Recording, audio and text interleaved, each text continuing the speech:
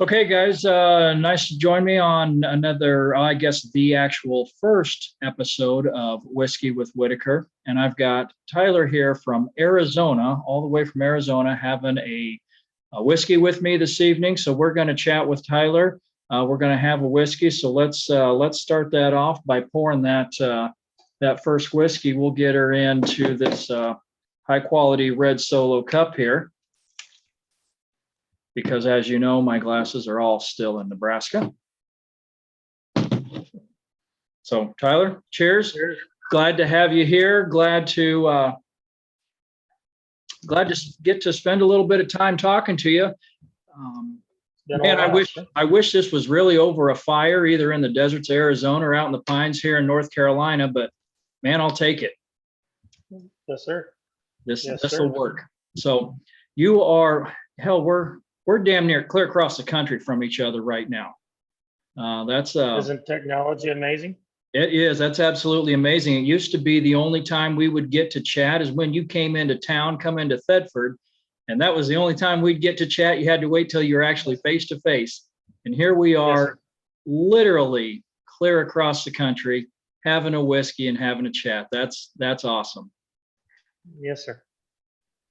Yeah, it's amazing what and sadly, when we were young, we thought we were the whiz bangers of the bunch, and now our kids know how to lock us out of our cell phones and know how to do more of those things with them than we even know how to. The amount of the stuff that these kids know how to do with the technology is absolutely mind blowing. Can you imagine you and I at, I don't know, 6, 7 years old, trying to run this equipment that these kids are running today?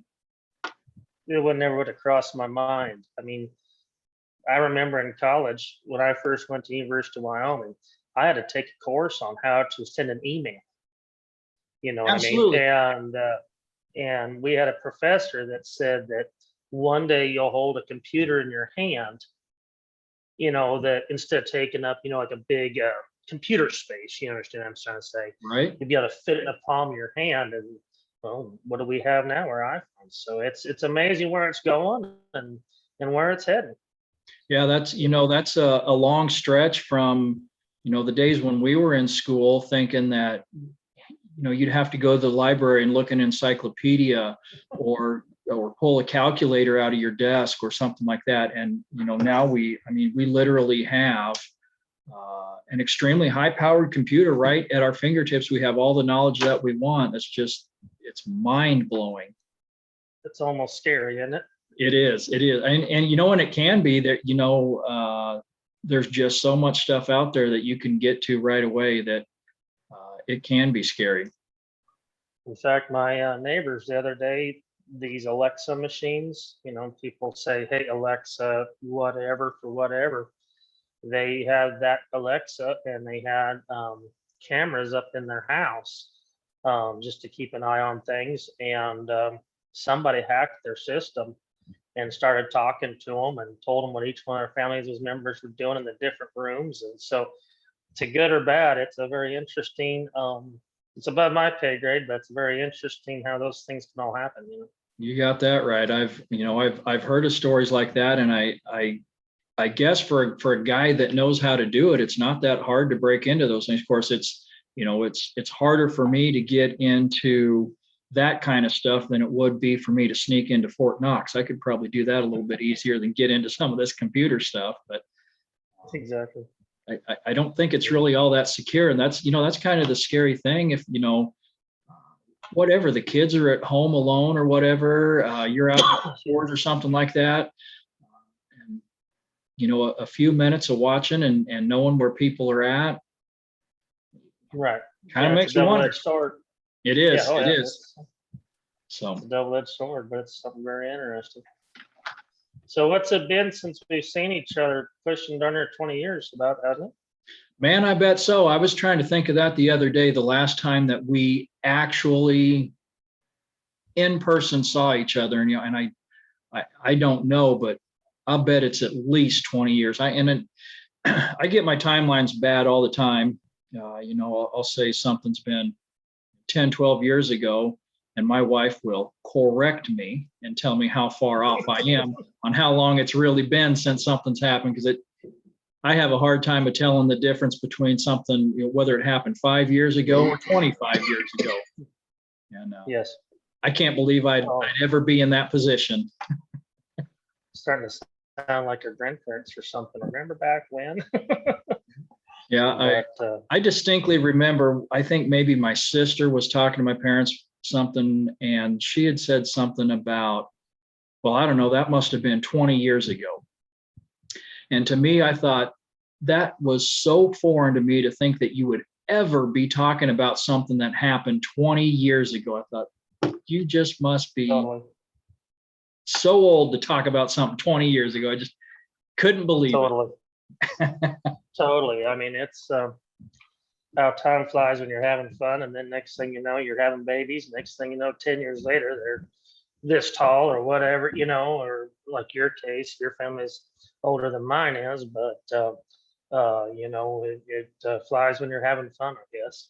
Man, it does. My baby's 15. He's 6'3".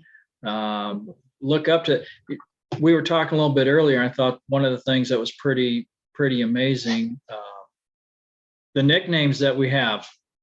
So my youngest, for 15 years, we've called him Bear. Come to find out. Yeah, that's my girl's name. Yeah, that's her nickname. Yeah. That's pretty amazing. Yeah, that's kind of spooky. Kind of spooky. Yeah. So whatever took you to North Carolina from, you kind of mentioned it some shortly the other day, but what made you ever drew you there from out of eastern Nebraska? Well, so, I don't know, maybe the last 8 or 10 years, the winters just got harder and harder. The taxes got higher and higher. The reasons to stay in Nebraska got less and less. And it was like, where would we like to end up? When the kids are gone and work's done, where do you want to be? I mean, we can literally go anywhere that you want to go. So I started taking Rachel around to some of the places that I'd been. We looked at some of the places that I was stationed. We came out here to visit maybe in 2014 or so. Brought her out here to the Outer Banks of North Carolina, actually during a hurricane. And she just fell in love with it. She's like, this place is awesome. I go, it really is. I really like it down here. And she goes, I could see us retiring down here. I started to look for work a while ago just to kind of get an idea, see what was out here, have an idea what we'd be looking at. And I guess the first thing that I knew was I was stationed at Marine Corps Air Station Cherry Point down here back in the mid-90s, went to school down here to learn how to be a Harrier mechanic. And so that's just the first place that I looked, Cherry Point. Well, guess what? I got a job as the real property accountability officer for Cherry Point, North Carolina, handling all the real estate that the Marine Corps owns on the air base and on the outlying fields and all of that stuff. So, oh, wow. I guess kind of come full circle, and we're right back here in North Carolina where I was stationed however long ago that was. Right. So that's what brought us down here. The kids are up, finishing school. They're going to be done. Brett's going to graduate high school May 9th. Wade's out of his sophomore year, May 20th, 21st, something like that, whatever last day of school is. Then they're coming down here. Wade's going to finish his high school career down here, his senior year, and then Brett's off to Kansas University. Well, maybe one of them can play in the SEC too if he keeps up his passions. You know what I mean? Yeah, he's right now he's an Oregon Duck fan, so he's looking clear at the other corner of the United States. Well, we'll see if we can get him turned. Maybe get really good at these meetings.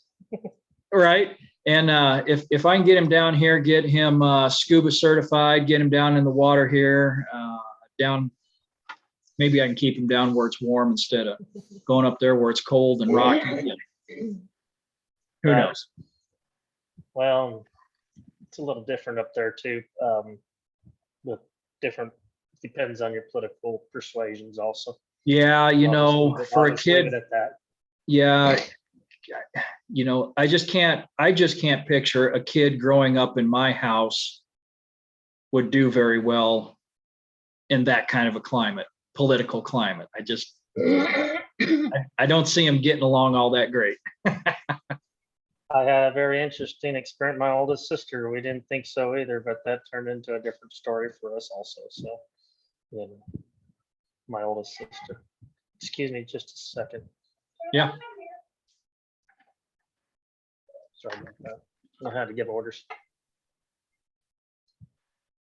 So Family how long? orders. Yep, exactly right. Got to keep everybody in line.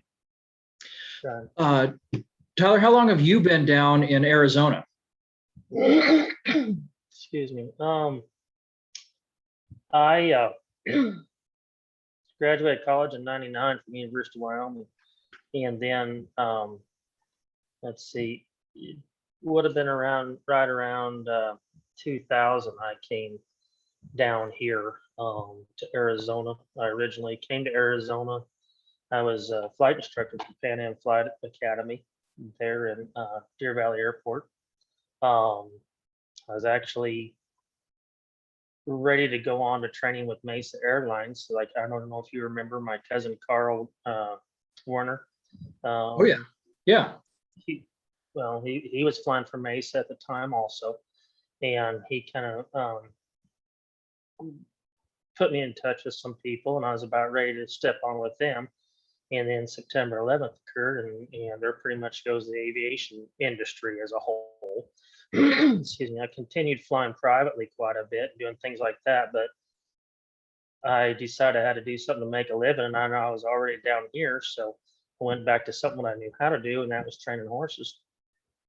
And so I've pretty much been in the Phoenix area until 2008 or 9. So it's kind of like when you were joking earlier, about your time, somewhere Right. around that time frame. Excuse me. We had an opportunity to sell our horse ranch up there in Cave Creek to a hockey player, and anyway, a professional hockey player, excuse me. And then I moved down here to just north of Tucson with my daughter's mother and everything. And then anyway, I've basically been training horses in Arizona ever since then, or being based out of Arizona, since about 2000. I think we're going on roughly, like I said, 20 years down here. The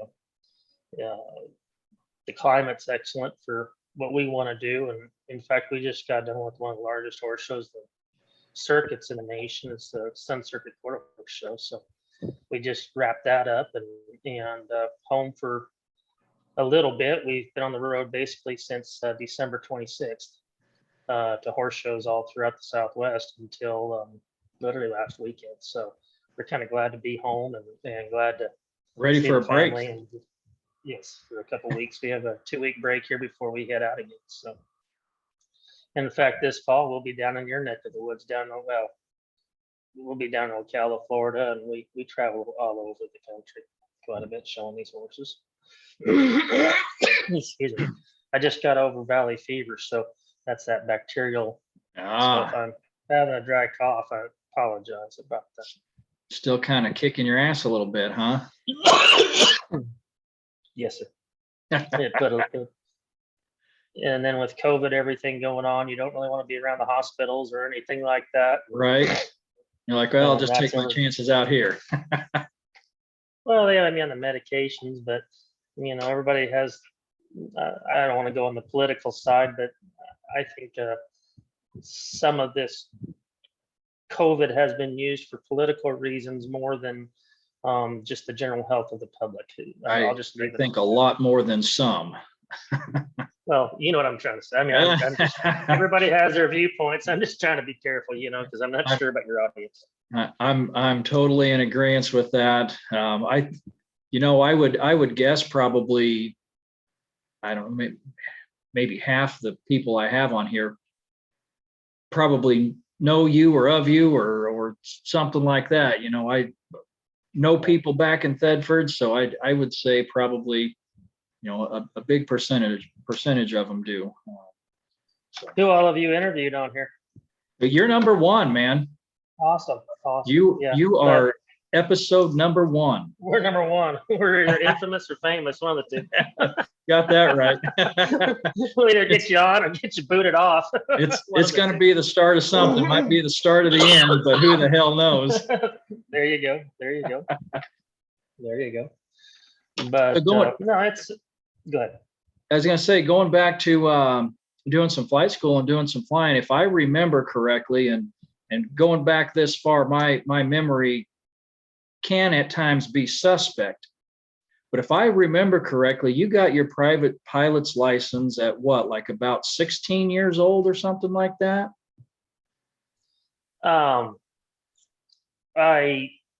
Jack Johnston, you remember Jack? Oh yeah, Pearson's, and still lives there in Thedford.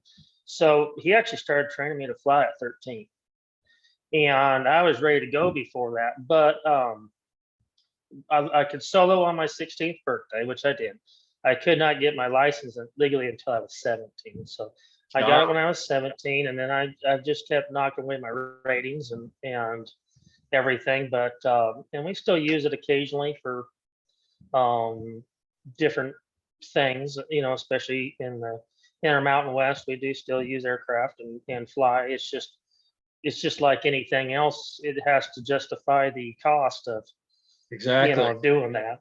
That's when we were ranching back in Nebraska is a different story. When like that one ranch east of Thedford, there is either 8 hours of bouncing around in a pickup, excuse me, or 30 minutes fly checking windmills in an airplane, and right. And so made a lot of difference there. But down here, the rates are substantially higher, and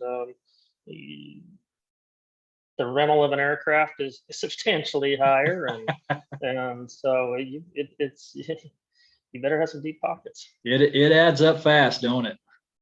Yes, yeah, it does. Like we used 6 of us had to use it to get to an event in Utah here a while back, and even though there were 6 of us on board the aircraft, it ended up costing us $250 a piece. But it got us right there where we needed to be, and and it allowed us flexibility with our travel schedule that was not allowed via the commercial airlines. You know what I mean? Right. Yep.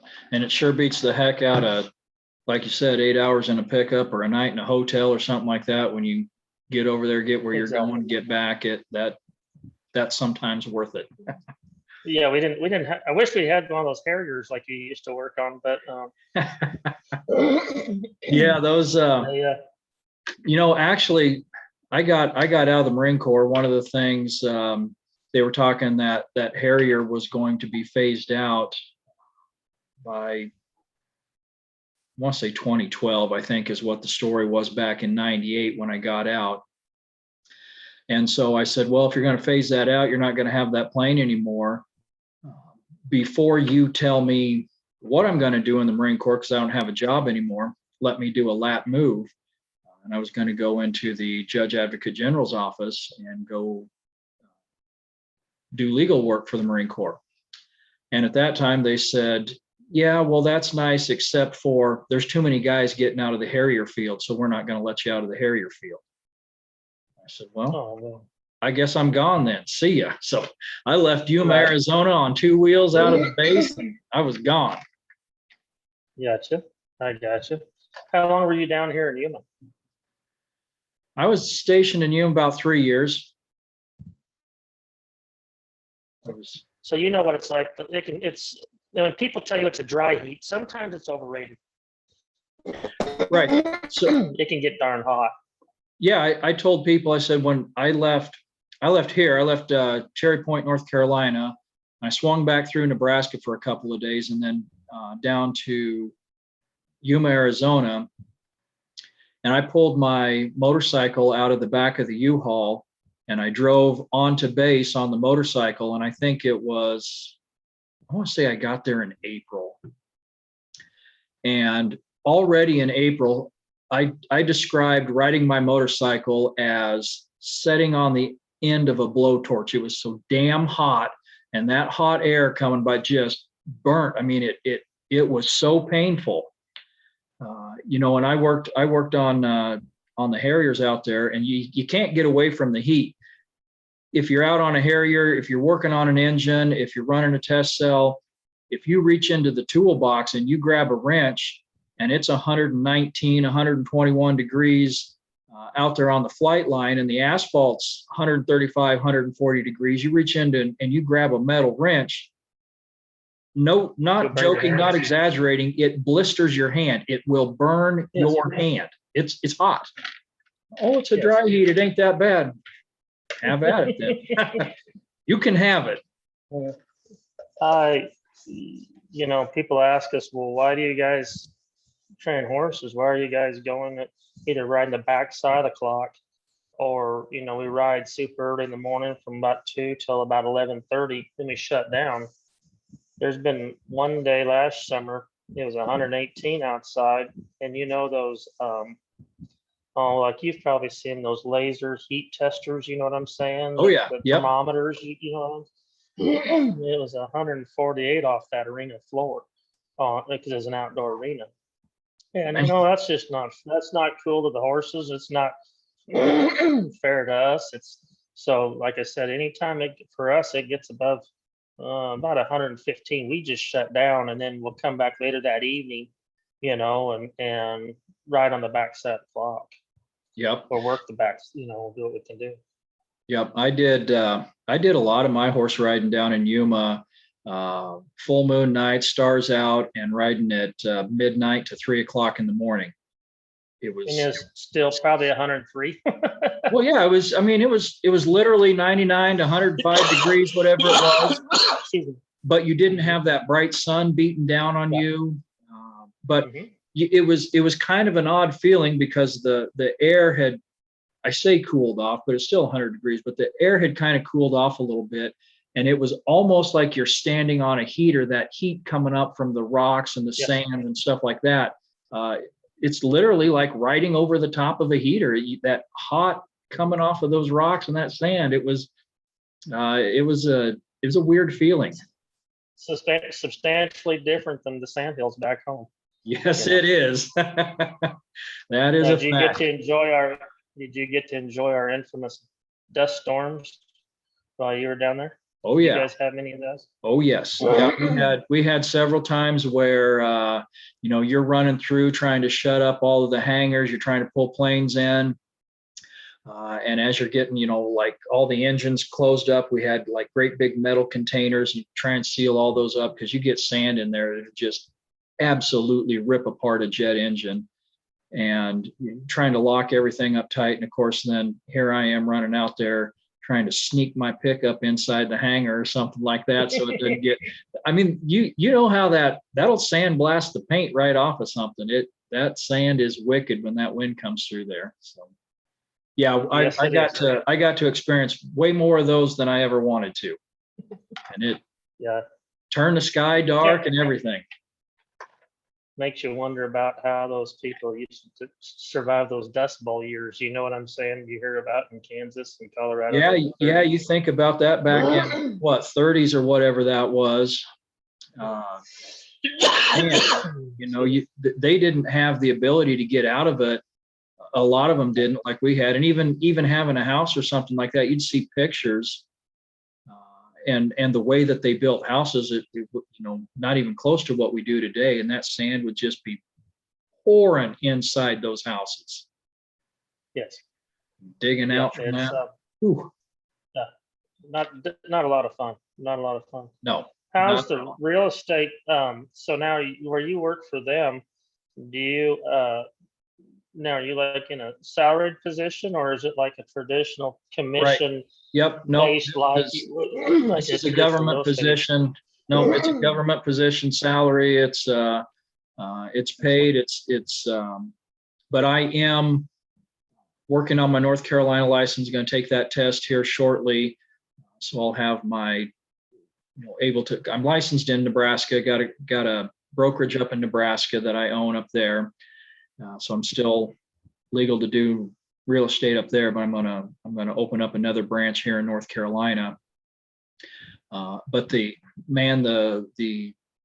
market down here is crazy. It's, we had a couple of houses that we were going to look at, had a realtor call that we're working with down here, and she says, hey, I got one that's coming on the market. I'm gonna list here.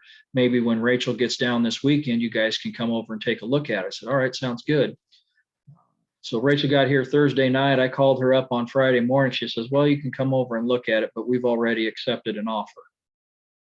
Yeah. The same day that she listed it, and so it's everything's moving here, and there's not a whole lot on the market right now, and there's such a backlog of buyers. It's one of those things.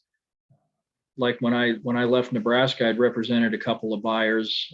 The last house that I listed, I think, was in Nebraska, was on the market for 5 days.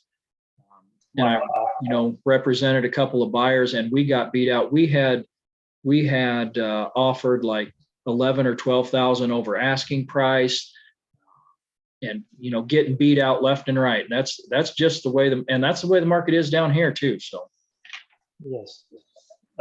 Speaking of that, I have a good friend. She's quite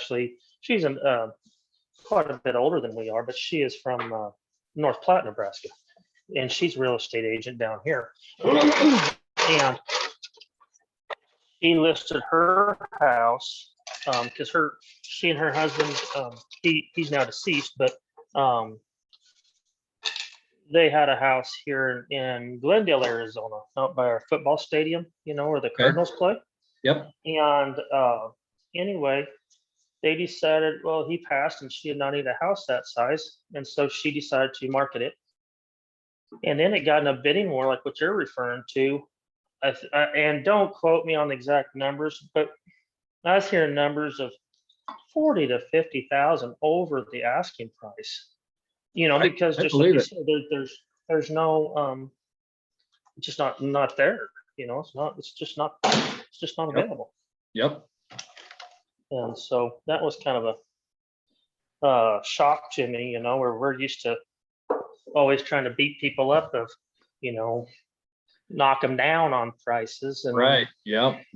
That's not the way it is right now. And we looked at even building because we thought, well, the way that the market is, we really don't want to pay absolute top dollar and go race somebody and find out, just right off the bat, decide, yeah, we're going to buy this and we're going to buy it full price. So we thought, well, we'll go talk to some builders and maybe we'll just build. Every builder that we talk to says, well, best case scenario, you're looking at probably 18 months for us to build you a house. Right. That ain't going to work. Now, are you seeing the large, I have several clients that are in the lumber industry from Oregon, and they're telling me it's just absolutely nuts trying to get lumber to people, either get the lumber due to COVID or, I guess I've also talked to several other clients, they're contractors here in the Phoenix area, and they said it's just nuts the costs have just skyrocketed on product, trying to get things built. So I was just wondering, are you seeing that also back there? Yeah, absolutely. And that's one of the pieces of this delay where it's going to be, and that was the quote from the builder that we had is, if everything goes good, best case scenario, you're talking 18 months. And part of that is they are backed up waiting for lumber, and this house, you're building a 3,000 square foot house, 3-bed, 3-bath, something like that. And right now it's costing you 25,000 more to build that house than it was 2 years ago because of lumber prices. I can believe that. It's it ain't even slowing down. They're backed up. Right, and that doesn't include cost overruns or availability of labor just due to COVID. Exactly. And so on and so forth. But do you still now, is your family still back in Thedford? Yeah, mom is. Dad passed in what was it, 2002. But yeah, mom's still there, still right downtown, middle of town, just north of the cowpoke there. Gotcha. Gotcha. Yeah, my parents are down in Lincoln, Oh, and okay. so is I don't know if you remember my sister Kelly. Um, she's about 5 years older than us. Yep. Yep. She she's down there in Lincoln with her husband and Okay. everything. Yeah, Yeah. the little town that we were in was just straight north of Lincoln, like maybe 35 miles or so, straight north. Oh, okay. Yeah. Uh, both Sonny Yeager and Jesse Yeager lived. Well, uh, Jesse is an optometrist there in Lincoln, and Yep. then Sonny, he's trying to paint horses just north up there in the Iowa line country. He Yeah, I trains was paint kind of thinking he horses was up up there. there like that Sioux City area or something like that. Yes, I think just this Close. side of it. You know what I'm saying? Yeah, Yep. yeah. Him and his Yep. wife were up there, and I talked to John Ayers quite a bit. And, Okay. just keep in touch with him and everything. And Jack's Johnston's family, they're everywhere. His I husband. almost think one of his daughters just moved back to Thedford or something. I almost thought I saw last time I was there, and I can't, man, I don't remember for sure. I almost thought one of them had just moved back or bought a house there, was going to redo one or something, but And then a bunch of his family lives out in Denver, and his one son is down in Grand Island, I believe, doing some work back down there also. And so every time I talk to them, they're running between either Denver or Grand Island or something like that. yeah, Yeah. yeah, it's that's one thing I'm actually kind of looking forward to if the kids get spread out and taking a vacation, going to wherever it may be, whether it's um, whatever, Oregon, Nebraska, Kansas, Arizona, wherever they end up, going out on a vacation and spending some time out there and then coming home and being able to. Yeah, do you get to travel much with your job? I mean, have you guys traveled much in the past? Yeah, we've traveled quite a bit, and one of the things that we did 14, 15 years ago when we moved out of a pretty big house in Omaha out to a little tiny town, bought a little 3-bedroom, 2-bath house, you know, really, really downsized because it was like we had this big house in Omaha and we were the gathering place, hosted parties, people came over, and we decided, you know what, we want to go somewhere besides our house. Right. So we bought a little house and started doing quite a bit of traveling, going around, and if there was a place that we wanted to go, then we'd book tickets and we'd go. That's cool. That's cool.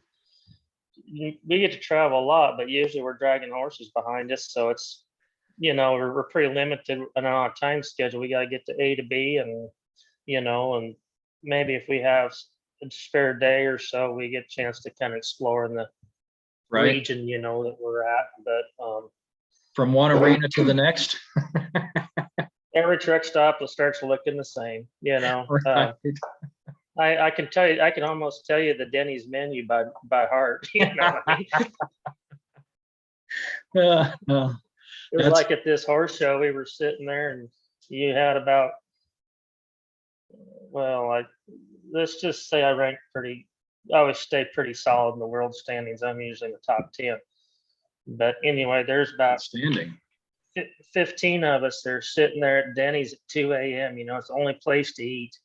And one of the guys turned around, he goes, "Man, there's more world champions in here than there are diners. And what are we all eating? Breakfast at 2 a.m. Boy, we're high rollers, aren't we?" Hell of a lifestyle, huh? Yeah. It sounds all glamorous until you're all there at 2 a.m. in the morning, just trying to eat. Here I am eating eggs at the frickin' Grand Slam. Exactly. Neighbors can go out and go eat a fancy steak, and we're sitting here eating and choking down sausage and bad pancakes. You're gonna have to knock off a little earlier. Oh, shoot. This year, well, it's weird, with our industry. We've actually stayed pretty strong. in our industry this year. In fact, there was just a, a hellacious horse sale up in Wickenburg, Arizona, and the high selling horse there was $250,000 for a head horse, for a rope horse. Wow.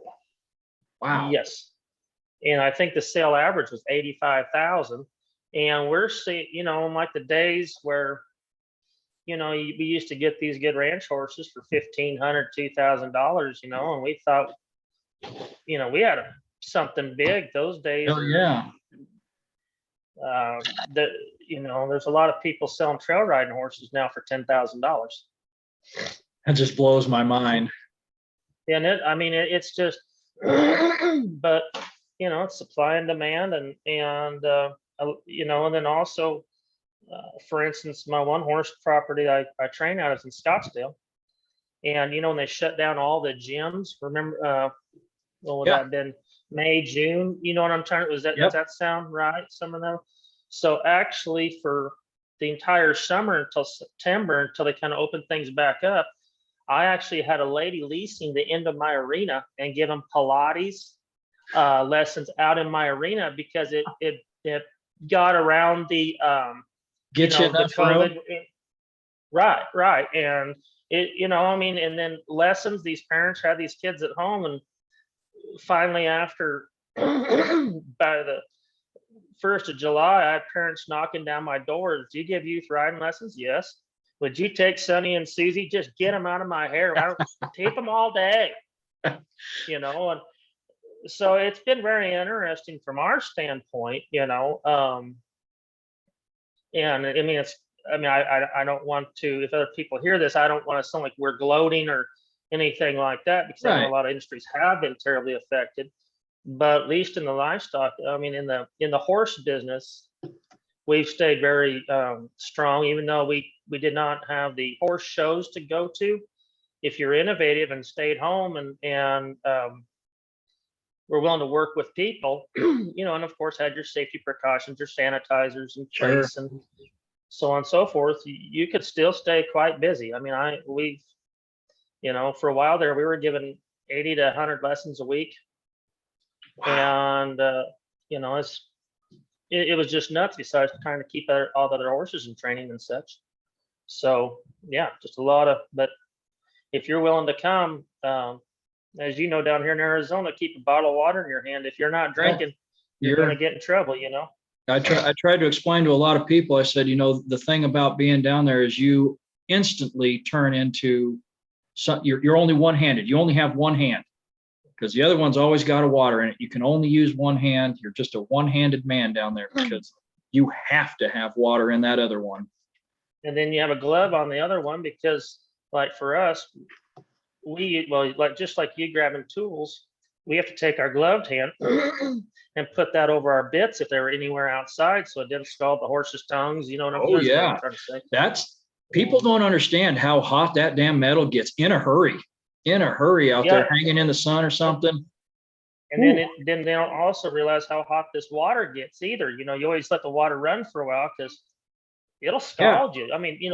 Go ahead and put your hand over the end of a hose in Arizona, turn the water on.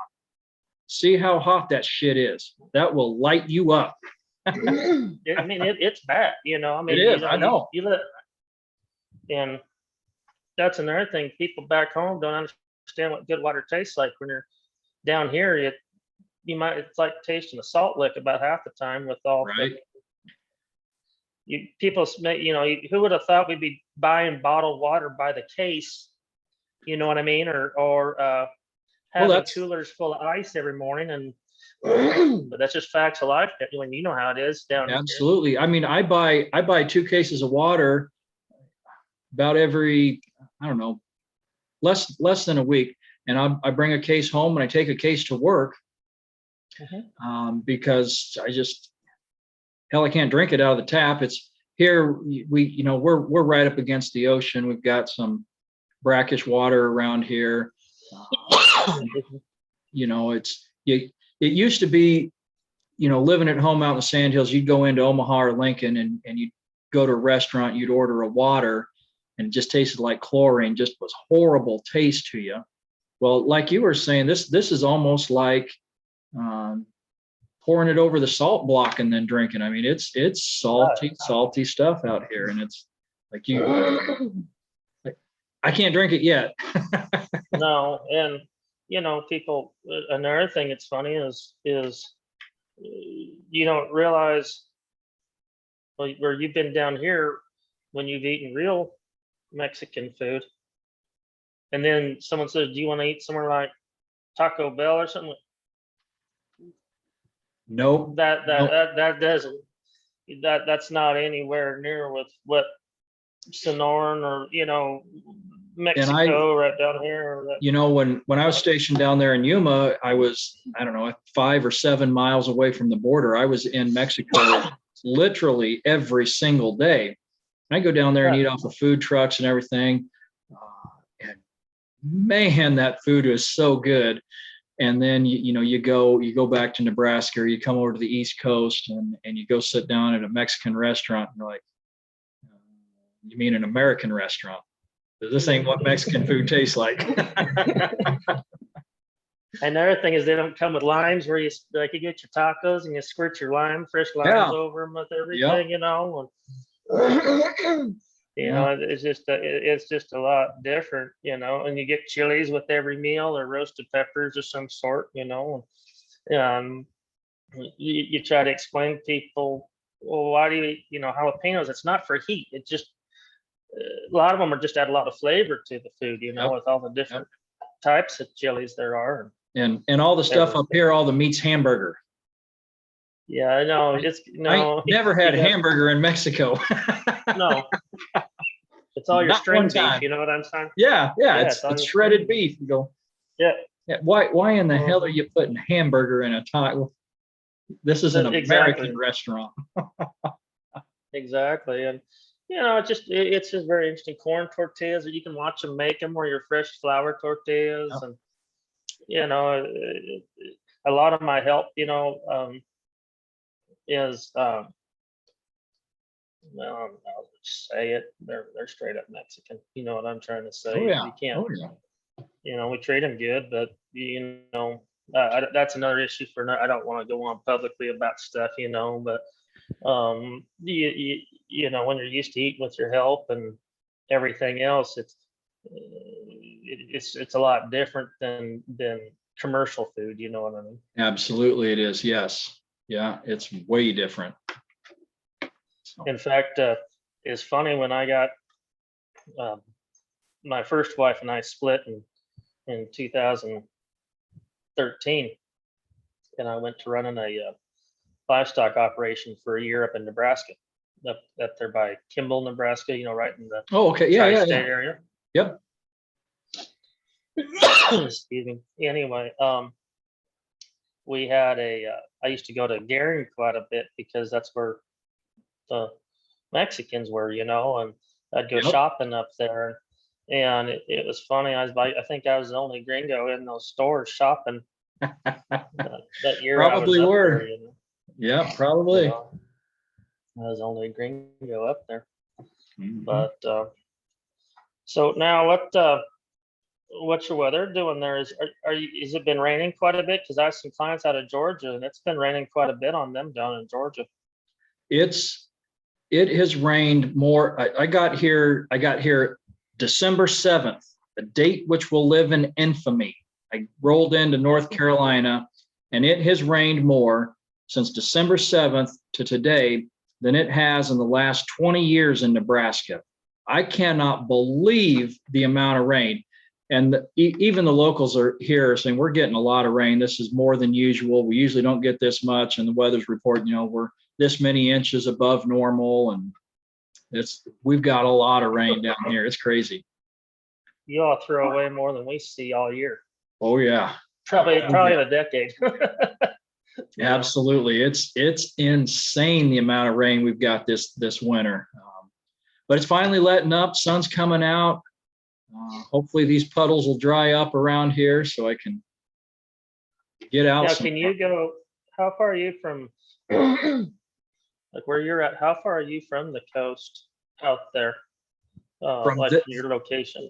From this, physically from where? from where you're sitting right now? From How this far are chair you? right here, I can be in the ocean in about just under a quarter of a mile from this chair Holy smokes. to my toes in the sand.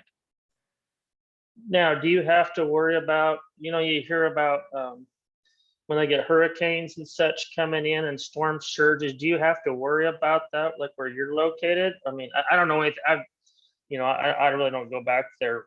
Right. Yeah. We, So like the last big one that hit was, the one out of 100-year flood, and it really changed the flood maps, and there was a lot of water, and it was a different deal where it came up the coast and then it just parked here, and it parked and it stayed and it rained and it pushed stuff up, and it was way different than any hurricane had ever done before, and it pushed a bunch of water up. And so that's one of the concerns here, but it rarely happens. We came down here in 14 in the middle of a Category 2 hurricane. We went out to the beach in the middle of the hurricane. We got into the ocean in the hurricane. Shouldn't have done that. But we got into the ocean in the middle of the hurricane. Had some guys coming out with a cooler. They're going out. We're running back. I'm like, it's beer drinking weather. But the hurricane was gone by, I don't know, 9, 10 o'clock in the morning. The next morning, power was off till 2 o'clock in the afternoon. And by Sunday morning, you couldn't tell anything happened. All the branches were picked up, streets were clean, trash was picked up. You had no idea anything happened less than 24 hours later. wow, that's amazing. So it was honestly like a good thunderstorm. Did I lose you? Are you there? Sorry about that. Can you see me now? Can you see No, me? it's like you're frozen there. There you are. So Sorry it was, about I mean, that. it was literally like a good thunderstorm out in the sandhills is what it was like. The wind was blowing hard, the rain was coming down, but it was just like a thunderstorm at home. Wow, that's amazing. Because you see all those, and I've never been involved with that. You know what I mean? And I didn't know. You see what you see on TV is Right. always different than. Yeah, it was. I mean, the wind was blowing. I think Category 2 had to be over 76 miles an hour. I think is the break to go to Category 2. I don't know for sure. You can Google that, but so the wind was blowing 75, 80 miles an hour. We've frequently had 55, 60 mile an hour winds at home out there in the sandhills. Straight line winds, without tornadoes or whatever. Of course, tornado, you get way above that, but that's pretty destructive. The wind. So, I mean, there really wasn't a whole lot of difference between that Cat 2 hurricane and a real good thunderstorm at home. There just wasn't. And it didn't last that long. I mean, it lasted all night, but it wasn't like Right. days. That's not bad. Now, so when you go out there, how far out do you have to go to, say, if you want to go fishing, like that deep sea fishing like you see on TV and such? Right. How far offshore would you have to go on something like that? And so you can do, depending on what you're going for, you can go pretty darn close to shore. But there's that current that goes kind of outside just follows the United States around. And if you get on the other side of the current, that's what people like really talk about for deep sea fishing, for big fish, for going out, chartering boats. And depending on where you're at, that's like 125 miles offshore to get out past on the other side of that current. Oh, wow. And so that's where you're running, $1,000 for the boat, because yeah. the fuel and the time and that kind of, and the crew to get out there, they'll go through that kind of money in a hurry. Oh yeah, that's a long ways out there. It is, yeah. That's and if you're running 35, 36 knots and you're running 125 miles out there, it's going to take you a couple minutes to get out there to even start, and then and I thought Lake McConaughey was big. Well, so the river right here that I go across, I take the boat across, drive the car on the boat and float across there. That river, I don't remember for sure, it's 11 or 15 miles wide at the narrow point where the boat takes you across. And I think McConaughey like 7 miles across and maybe like 14 or 15 miles long or something like that. Somewhere in that neighborhood, I kind of think. So this river is as wide as McConaughey is long almost. Oh my Lord. It's a 20-minute boat ride from one side to the other. Oh my Lord. Wow. Is that what they call those ferries or whatever? Is Yeah. that what they refer to Yep. as a ferry? Yep. And you drive your car right on and they take you across. But and that's just the river. That's not even the ocean. But the dolphins come up there and everything like that. So, and you'll get some of the bull sharks and stuff come up too. But that's amazing to me. Now, is there any freshwater fishing in there? Like, yes. Can you do that in that river? Yes. Actually, the largest sunfish I've ever caught in my life by probably 3 or 4 times over, I caught right here in Cherry Point on base back in '96, reeling this thing in, just bewildered at what it is. I had no idea. I'm looking at it, I'm holding it in my hand, and I know it's a sunfish, but it's this big. And I'm like, in my mind, it can't be a sunfish because sunfish don't get this big. I'm like, and so I'm struggling. I'm like, I can't make my mind understand what I'm holding because it's way too big to be. I'm like, no, sunfish are like the size of your hand when they're really big. This thing was a giant slab. I mean, it was like a I don't know. It was more like a damn flounder or something. It was and I'm looking at this thing and I know what it is, but I can't wrap my mind around it. No, I understand that. It's now, does it freeze down there? Like, I mean, is your weather pretty temperate where you're on the coast? Is it pretty temperate all the time, or Yep, most of the time. Do you get these cold snaps like what hit Texas and everything? Or how does that work? Few and far between, and once in a while, and they don't last long. But there's stories of times there's been ice on the river or the water here. When I'm talking to some of the guys, oh yeah, I remember back in, and this creek froze all the way across. Oh. So you're talking one time in your lifetime that you got ice on the water. That's going to be nice because the water gets stiff for a long time in Nebraska. Well, I remember as a kid that one year they in North Platte, they in several places, I think because even the Dismal River, they had to bring out the Corps of Engineers and set charges because the ice got so big on those different bridges, and we're threatening the blast of them. Or I remember that as a kid, like with an 83, 84, one of those bad numbers, So that's kind of a little bit different than when you have, things like that. Mm-hmm. Just a second.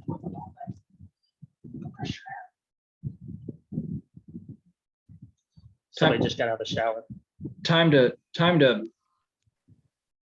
brush your teeth and comb your hairs. Yeah, that's exactly what I was. Comb your teeth and brush your hairs, however it goes. That's exactly what I was saying. Yep, that's exactly what I was saying. Yep, we're homeschooling her this year, just due to at least down here, they're doing either schooling via Zoom or only partial schooling. You understand what I'm saying? Right, like a couple of days a week or something changing. Yes, sir. Yes, and so we elected to homeschool her this year, and that's really benefited us substantially, and especially getting her off of some of this new age math and get them Right. to know how to do things properly. If you understand, Absolutely. if you understand what I'm trying to get at, 'cause I don't necessarily, I think they try to take a good thing and try to figure out a way to mess it up. I honestly do, when it comes with teaching basics I of math and, everything else, you know what I mean? I kind of agree with that, that they want to, I'm not fully understanding the reasoning behind it, but it does seem to just, take something that's understandable and just flip it upside down and make it something that it's not. I don't know that I fully get the why, but I think I kind of know. Another thing I don't agree with is how a lot of these have tried to politicize their Zoom. I don't know if you've had that occur, but we had that happen down here in Arizona. Quite a few of the teachers were making political statements out of their supposed quote unquote classrooms. And I mean, as far as my personal point is, when you go into grade school and such and the other school, it's for education, not political leanings or trying to take your beliefs and push them on others. You know what I mean? Yeah, and I think that's something that, as time's gone on, is getting worse. And I think a lot of that has to do with the college. The colleges over the last 25, 30 years have really become a lot more liberal than what they were 30, 40, 50 years ago. And so that's the environment that these teachers are learning at the college level to be teachers. And it's getting worse and worse. And so the younger ones coming in are farther and farther. And it's almost like a competition to see how far off the ledge you can go. That's probably not the getting correct. Very similar to that, I believe.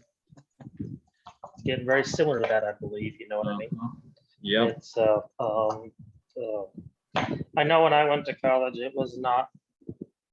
We had a few professors that were kind of like that, but luckily I studied in the ag department. I did not have to deal with that very much. And I would say probably even to this day, University of Wyoming's probably a little bit protected from a lot of that, versus going to, I don't know, a Duke or a UC Cal or something like that, in Oregon, where you're going to be right in the midst of that. I mean, I had clients they're out of Oregon, and her husband has to work in downtown Portland. And when all that stuff was going on earlier this year, he was actually barricaded in his apartment because he could not get to his office, or when they did, they actually he had to be escorted, or you understand, so they had security for him to escort him from his apartment to his downtown job site. So, I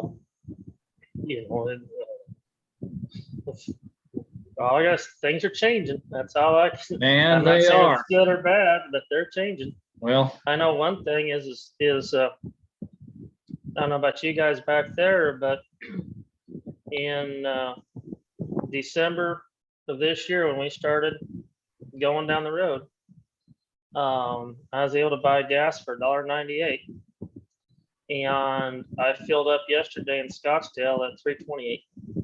I think when I left Nebraska December 5th, I got here December 7th.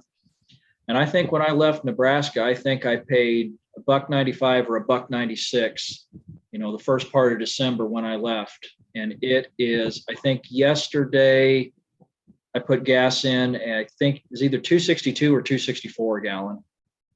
And it's going to get worse, that's all I got to say is, and that was for gasoline. That wasn't for diesel. The diesel. Yeah. Actually, right now, diesel's cheaper than gasoline is at our pumps, and so, but it's 273, 278 in that range right now. And, But you remember way back in 80s and 90s, the diesel was always cheaper than gas. well, when my dad started ranching in '61, diesel was a nickel a gallon. And that was delivered to the ranch by Santa. Yeah, delivered in the barrel to the ranch, right? Dropped off. I remember in high school driving around paying like 88, 89 cents a gallon driving the car around at the pump. Yeah. And I remember the first time I about had a heart attack and I saw over $1 of fuel. I was in Steamboat Springs, Colorado, and I about had heart failure when I saw fuel was over $1 a gallon. Then it started coming up after, while we were in college and everything. Yuma, Arizona is the first place I paid over $1 a gallon. And at that time I said, I'm never going to drive another vehicle besides my motorcycle at these kind of prices. That's absolutely ridiculous. Oh, how times have changed. Then I drive around Arizona and go, it's too goddamn hot to drive a motorcycle around. This is absolutely ridiculous. It was like when I came down here, I had a pickup and I did not have air conditioning. We didn't need them. Yeah. In Wyoming in growing up, we never had air conditioning in our ranch pickups. And I had a 4-wheel drive. I can remember it was a 1/2 ton or 3/4 ton. And I tell you what, I paid for that. Sorry about that. I was getting an extra call coming in. Sorry. I was going to say you hung up on it.